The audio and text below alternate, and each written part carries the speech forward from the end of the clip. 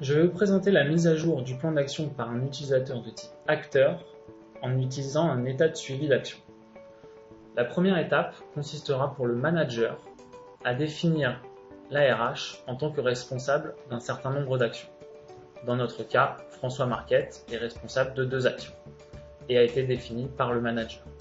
Il ne verra pas cet écran de visualisation. À une fréquence donnée, toutes les semaines ou toutes les 2 semaines, l'utilisateur va recevoir dans ses mails un état de suivi lui présentant toutes ses actions en cours.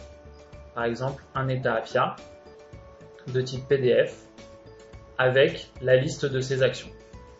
Il va le télécharger et ensuite il pourra consulter la liste de toutes les actions qu'il doit réaliser. On retrouve bien les 2 actions en tant que responsables. Directement depuis cet état, il pourra cliquer sur l'intitulé de ses actions pour accéder à la fiche. Par exemple, la 2e action. L'utilisateur se reconnectera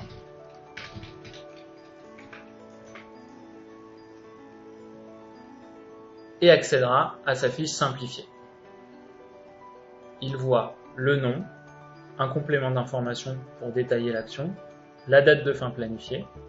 Il peut modifier la date de fin réalisée pour indiquer le jour de réalisation de l'action, le statut pour indiquer l'avancement, un champ texte lui permettant de suivre l'avancement de l'action et un lien fichier lui permettant de choisir un fichier, par exemple une photo pour prouver la bonne réalisation de l'action. Ensuite, il enregistre son action et il revient sur la liste de ses tâches. Contrairement au manager, il ne voit que les actions dont il est responsable.